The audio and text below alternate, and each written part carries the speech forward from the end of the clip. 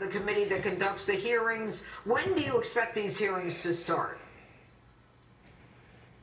October the 12th. That'll be 16 days from nomination. And 24 of the 42 Supreme Court justices who've had hearings were done within 16 days. Kennedy, 14, Stevens, 10, Powell, 12, Rehnquist, 12, Blackmun, 14, Chief Justice Berger, 11. So 16 days from now, we'll start the hearings on October the 12th. Monday will be introduction, opening statements, a statement by the nominee. Tuesday and Wednesday will be question days, and Thursday we'll begin the markup process. All right. Now, Senator, you were involved in obviously the Judiciary Chair during the Kavanaugh hearings, and I want you to listen to what you said then. Boy, y'all want power. God, I hope you never get it. I hope the American people can see through this sham. Do you think, Senator, that these hearings for Amy Coney Barrett will be, number one, as bad as they were for Kavanaugh? And number two, what, if anything, can you do to stop that? Well, number one, the nominee will be challenged, and that's appropriate to challenge the nominee. But if they treat Judge Barrett like they did Justice Kavanaugh, it's going to blow up in their face big time. You know, why is it the conservatives get treated this badly? Clarence Thomas, Judge Bork, Alito, Kavanaugh, if they continue this pattern of trying to demean this outstanding nominee, I think the American people will push back and push back hard. Kavanaugh really did help Republicans pick up Senate seats because they went too far. Now, there was talk initially that the Democrats might even boycott being at the hearing. Do you expect that to be the case? Well, make them quicker. We're going to have hearings. Again, half of the Supreme Court nominations have had hearings within 16 days, over half. Justice Berger was confirmed in 17 days. John Paul Stevens, 19 days. So there's nothing unusual about the time period. We've never confirmed somebody in election year after July.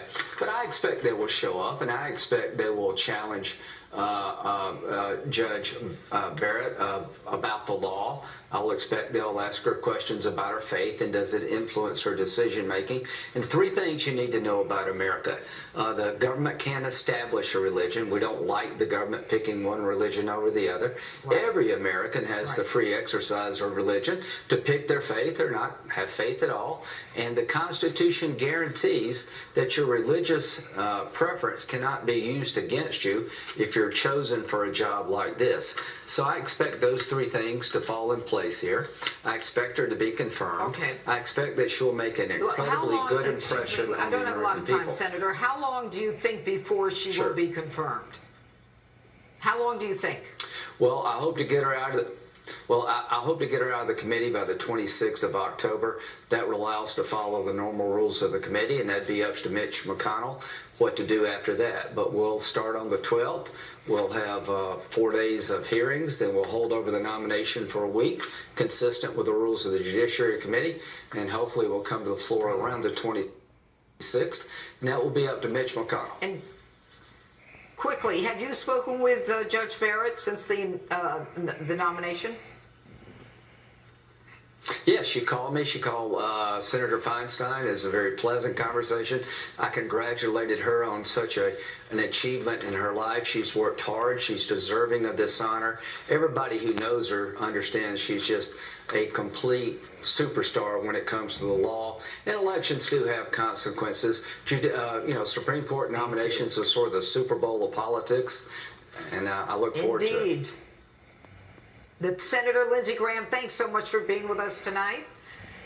And joining me now with more on President Trump's historic nomination of Judge Amy Coney Barrett, Fox News anchor at night, Shannon Bream. And Shannon Bream, of course, is our chief legal resident and Supreme Court expert who knows everything about the law of the Supreme Court, so I'll hit you right off the bat, Shannon. How bad do you think this is going to be? I do think these are going to be very difficult confirmation hearings because the last two that we went through, the Gorsuch relatively quiet, the Kavanaugh definitely not. They were both Republican appointees replacing Republican appointees. So I think everybody knows this is a potential real shift for the court when it comes to jurisprudence and ideology. So I think anytime you're replacing a nominee with somebody who was sitting on the bench from the opposite party, the president, I think that that's going to be really difficult. And Justice Ginsburg was a liberal icon. She was a pop culture icon. So for the left, this is going to be very difficult. And Democrats have said they'll use every tool they have. There aren't very many procedurally, but they have vowed to fight. They've promised to do that. And they may fire up their base for the presidential election in the process. And speaking of firing up their base, I mean, if they go after Judge Barrett, soon to be justice, if the Republicans do have the numbers that they say they do in the Senate, do they, if they go after her for her religion, do they do that at their peril? Yeah, it's very tricky because you remember back in 2017 when she had the hearings that got her to the Seventh Circuit, there was a lot of attention on those statements, primarily that Senator Dianne Feinstein made about the dogma lives loudly within you. She wasn't the only one. And as you've talked about, I mean, our Constitution very clearly says there can be no religious test. But Democrats that I've talked to about this and what their strategy and what their plan is, they say, we're not going after her religion, we're going after her on the issues. And they talk specifically about where she would be on abortion and Roe v. Wade. They're going to press her on that, but they're going to try very hard to make sure that it looks like a delineation, that they're not going after her faith, they're going after her on the issues. That's the message they want to be very careful to send.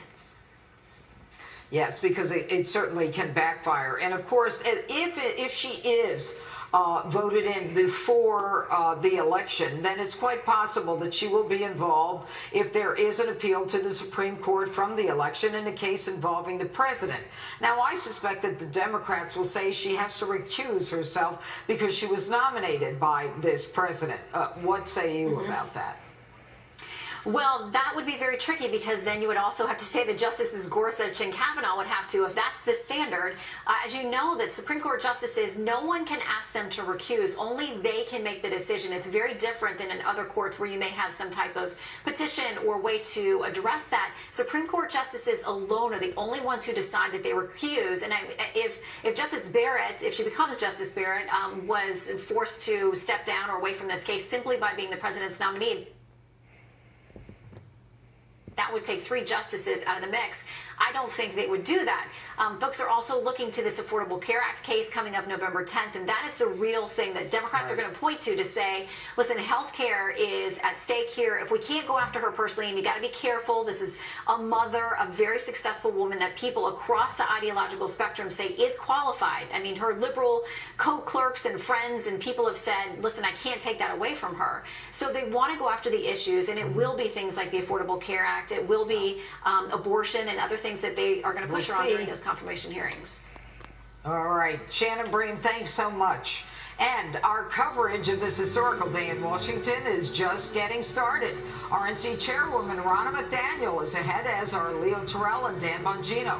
But next, Senator Tom Tillis sits on the Judiciary Committee, and I'll ask him about Amy Coney Barrett and the hearings that the nation will be watching next.